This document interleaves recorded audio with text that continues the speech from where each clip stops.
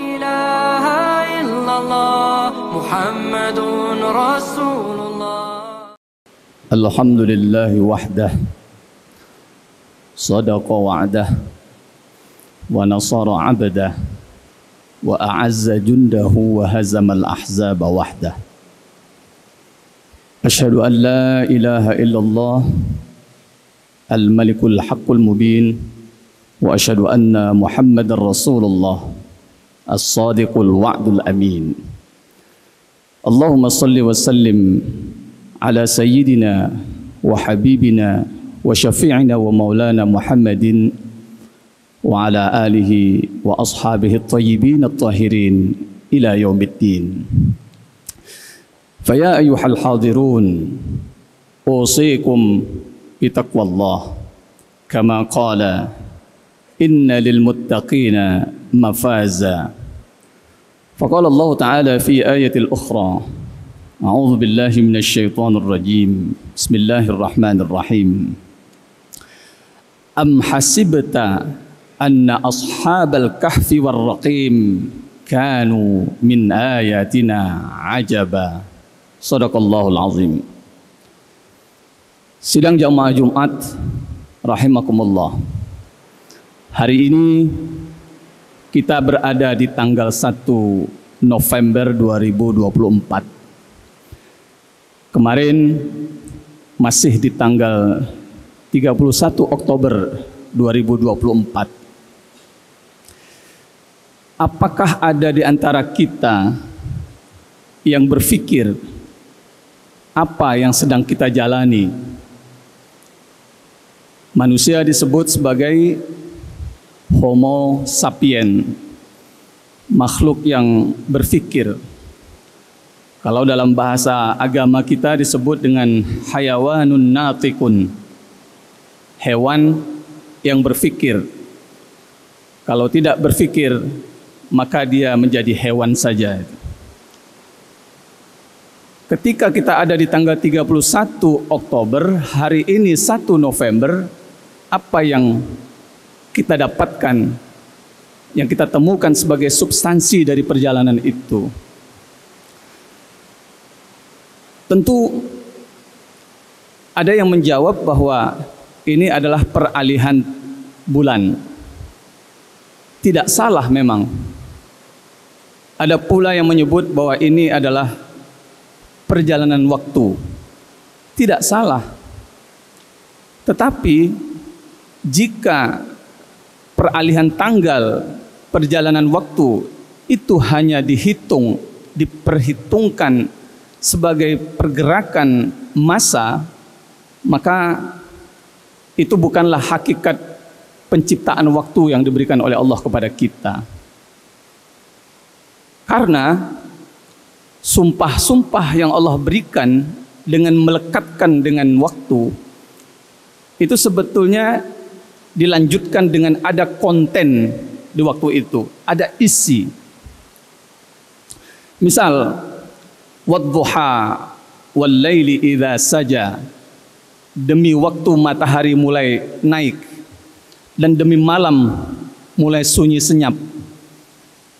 Maka dilanjutkan dengan apa? Ma wadda'aka rabbuka wa ma qala. Itulah konten sumpah Allah menggunakan waktu. Jadi dapat disimpulkan bahwa waktu itu yang ditunggu adalah bukan durasinya, bukan berapa banyak, apakah detik, menit, jam, hari, minggu, bulan, tahun, tetapi ada apa di dalamnya. Maka betul kalau ada iklan jam tangan yang mengatakan time is what do you do in it. Maka sesungguhnya hakikat waktu adalah apa yang kita isi, yang kita kerjakan di dalamnya. Jika tidak ada yang kita kerjakan, tidak ada isi dalam durasi itu, maka sejatinya kita tidak punya waktu. Oleh karena itu maka waktu itu adalah momen yang harus kita buktikan, kita sisakan, kita bekaskan dalam bentuk monumen. Jika momen tanpa monumen, maka itu sia-sia. Hari ini kita akan membahas momen yang ada di bulan Oktober, yaitu momen kebangsaan, tentang hari yang disebut dengan Sumpah Pemuda. Momen itu selalu ada di dalam tiap tahun. Bahkan sebelum Oktober ada September, ada Agustus, ada momen hari kemerdekaan. Pertanyaannya adalah, monumen apa yang tersisa dari momen itu semua? Perayaan 17 Agustus misalnya, bertahun-tahun. Tetapi rasa-rasanya yang tersisa dari perayaan itu yang masih segar dalam ingatan, barangkali lomba makan kerupuk, tarik tambang, panjat pinang, dan seterusnya. Sehingga itu disebut sebagai apa? Nasionalisme yang sebetulnya tidak original, melainkan pseudo, palsu. Masyarul muslimin rahimakumullah. 28 Oktober itu diperingati sebagai momen di mana anak bangsa, para pemuda itu menyatakan kesepakatan tentang satu tanah air, satu bangsa, dan satu bahasa. Tetapi jujur, momentum itu tinggal seremoni. Nah, kita sebagai umat Islam, kalau ingin mengambil iktibar dari momentum Sumpah Pemuda, maka apa yang bisa kita ambil? Tentu agak pesimis kita. Sebagai seorang yang beragama, maka terlepas dari momen 28 Oktober Hari Pemuda itu, kita sesungguhnya sudah disajikan momen pemuda juga di dalam bentang sejarah Islam yang diabadikan dalam surah Al-Kahfi, surah ke-18, yang bercerita tentang penghuni gua. Jadi Al-Kahfi itu bahasa Arab yang berarti ruangan di permukaan bumi yang luas. Jadi jangan lagi disebut ini cerita gua Kahfi, terjadi pengulangan. Jadi surah Kahfi itu bicara tentang gua. Dan di situ Allah mengingatkan, ada apa dengan Kahfi? Maka di awal tadi saya bacakan, am hasibta anna ashabal kahfi war raqim kanu min ayatina ajaba.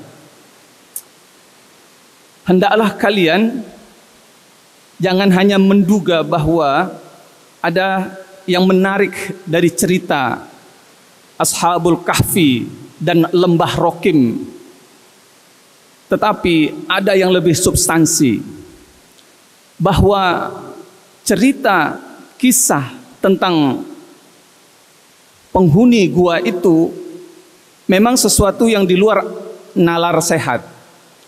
Bisa dibayangkan, ada sekelompok anak muda berjumlah 7 orang plus 1 ekor anjing bisa tertidur selama 300 tahun. Memang di dalam Al-Quran itu disebut 309 tahun. Itu ditafsirkan bahwa 300 itu hitungan tahun Masehi. Kalau dihitung pakai menggunakan tahun Komariah, dia menjadi 309 tahun. Karena 100 tahun di hitungan Masehi menjadi 103 tahun di hitungan Komariah. Sehingga kalau 300 tahun, 3 abad berarti 309 tahun dalam hitungan Hijriah. Itu memang menakjubkan. Orang bisa tertidur sebegitu lama, sementara ketika 7 orang ini terbangun, dia merasakan hanya tidur sesaat. Ajib, menakjubkan memang. Tidak makan, tidak minum, tidak ke toilet, tidak ke mall dan segala macam. Tapi itu bisa dilakukan. Tetapi bukan itu yang harus ditangkap pesannya. Tetapi kisah gua itu memberikan nilai-nilai yang luhur dan itu harus dipegang oleh kita semua sebagai umat manusia. Saya menggunakan pemuda di sini bukan ukuran umur.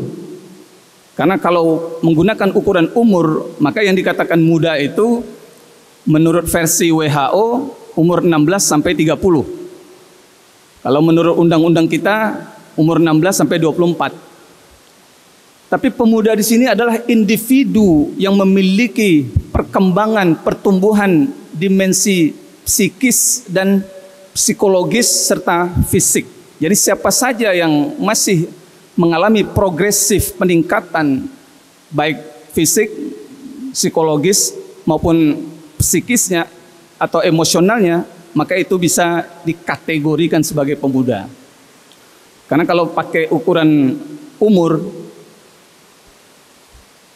remaja kita berumur 15, 17, tapi sudah tidak ada perkembangan karena sudah termasuk kelompok kaum rebahan. Tetapi bapak-bapak yang sudah pensiun 60 tahun bisa jadi masih memiliki gelora untuk menumbuhkan emosional itu. Maka dia bisa dikategorikan sebagai pemuda. Masyarul muslimin rahimakumullah. Apa pesan, substansi, dan itu menjadi monumen dari momen kisah gua itu. Satu, monumen yang dihasilkan dari momen Ashab Kahfi itu adalah tentang adanya idealisme. Idealisme adalah sesuatu yang dicita-citakan, sesuatu yang diharapkan dan dicapai dengan menggunakan seluruh kemampuan, pengorbanan apapun. Itu namanya idealisme. Sehingga sesuatu yang dicita-citakan itu betul-betul bisa tercapai. Masyarul muslimin rahimakumullah. Idealisme inilah yang dipegang oleh 7 anak muda itu, yang dalam kisah Ashabul Kahfi itu, dia mencita-citakan bagaimana supaya tetap ada di dalam barisan keberpihakan kepada agama Tuhan. Dia pertahankan itu mati-matian walaupun akan menghadapi pasukan atau tentara dari kerajaan Dikianus, kerajaan Romawi pada waktu itu. Tetapi mereka korbankan ancaman jiwa itu untuk mencapai idealisme itu. Nah, hari ini apa yang menjadi idealisme kita? Bahkan hari ini tampaknya tidak ada idealisme. Yang ada adalah pragmatisme. Apa yang bisa dicapai secepat-cepatnya, walaupun akhirnya mengorbankan kebenaran itu sendiri, mengorbankan nilai-nilai yang Allah ajarkan, mengorbankan nilai-nilai yang ada dalam agama. Itu yang pertama, monumen idealisme, keberpihakan kepada Tuhan. Kenapa idealisme keberpihakan kepada Tuhan ini perlu kita wujudkan? Karena apa saja yang terjadi di muka bumi ini ketika dilandaskan kepada titah Tuhan, maka semuanya baik-baik saja. Karena Allah sudah menggaransi, Tuhan sudah menggaransi bahwa kebenaran itu memang pemilik tunggalnya adalah Allah. Sementara kebenaran yang coba dibangun oleh manusia itu adalah kebenaran-kebenaran yang sifatnya manusiawi. Maka ada Al-Quran dalam juz 2, Allah berfirman, Al-Haqqu, kebenaran tunggal itu, kebenaran yang sesungguh-sungguh benar itu, Al-Haqqu mir Rabbik, hanya dari Tuhan. Fala takunanna minal mumtarin, jangan pernah meragukan itu. Itu monumen pertama dari kisah Ashabul Kahfi. Yang kedua apa? Yang kedua adalah monumen tentang optimisme. Idealisme memang harus ingin dicapai, diperjuangkan habis-habiskan, dan itu butuh optimisme. Disinilah kemudian ketika pemuda 7 orang mulai memasuki goa, karena tidak ada lagi tempat berlari yang bisa mereka lakukan, mereka pilih, maka mereka berdoa kepada Allah Subhanahu wa taala. Rabbana hablana min ladunka rahmah wa hayyi' lana min amrina rasyada.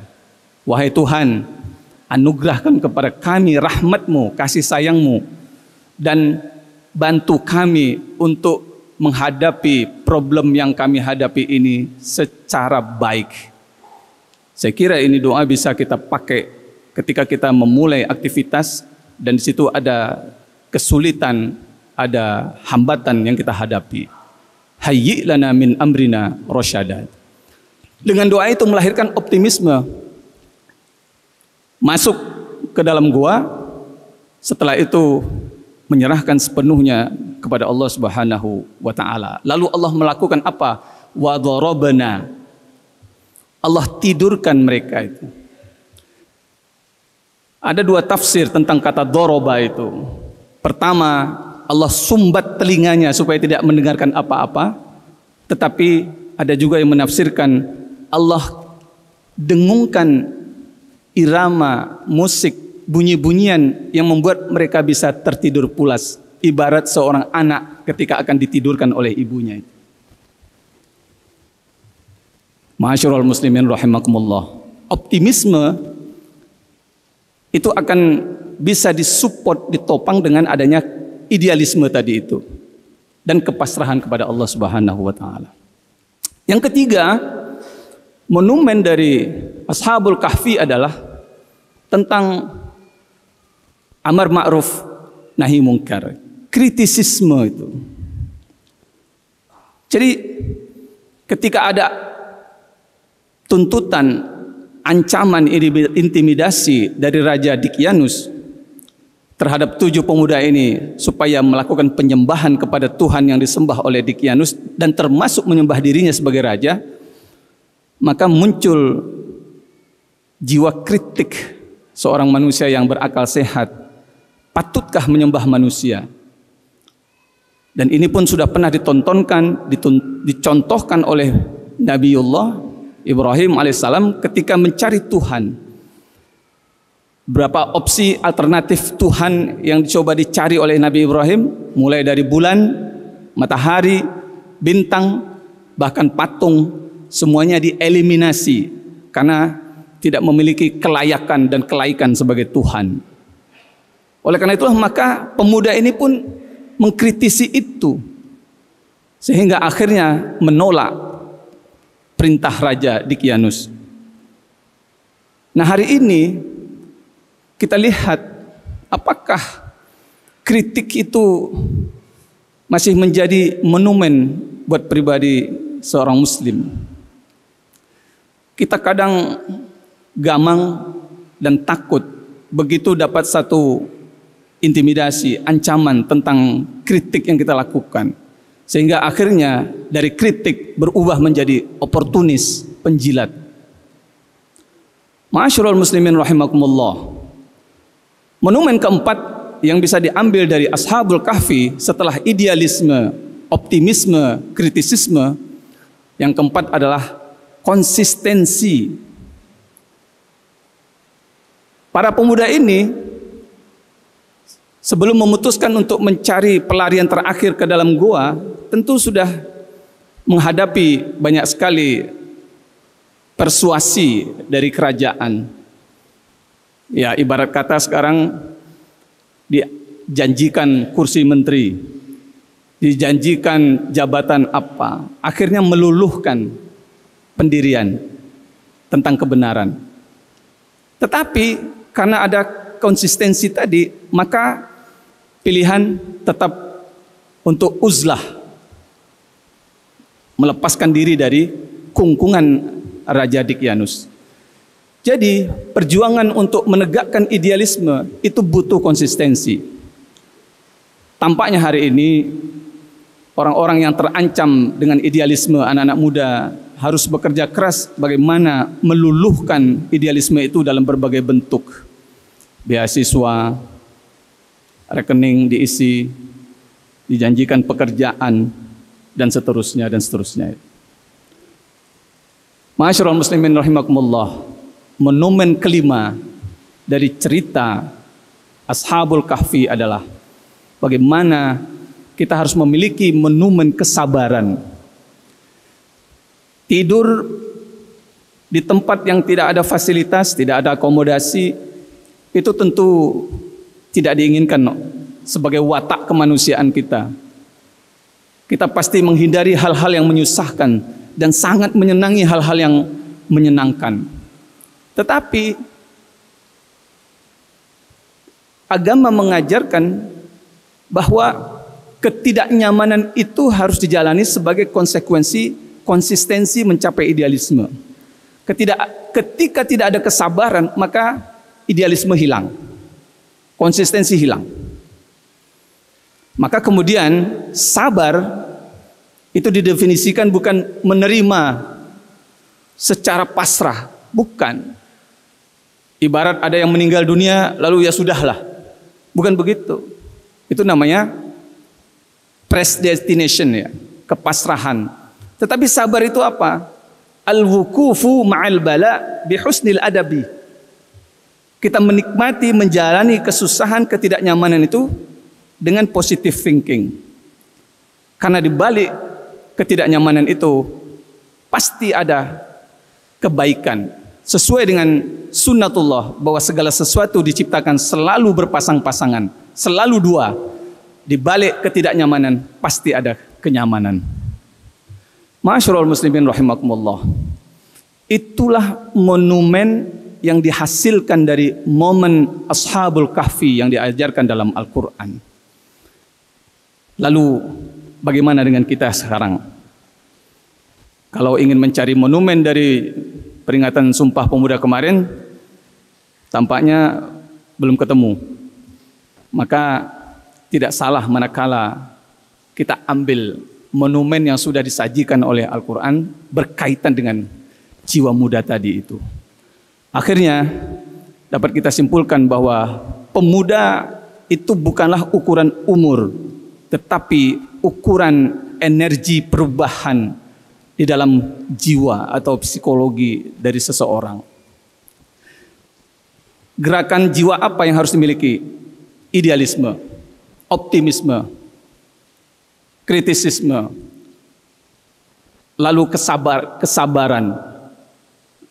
Itu yang harus kita miliki sebagai monumen kepemudaan di Republik ini. Barakallahu li wa lakum fil Qur'anil azim wa nafa'ani wa iyyakum bima fihi minal ayati wadh-dhikril hakim. Aqulu qawli hadha wastaghfiruh innahu huwal ghafurur rahim.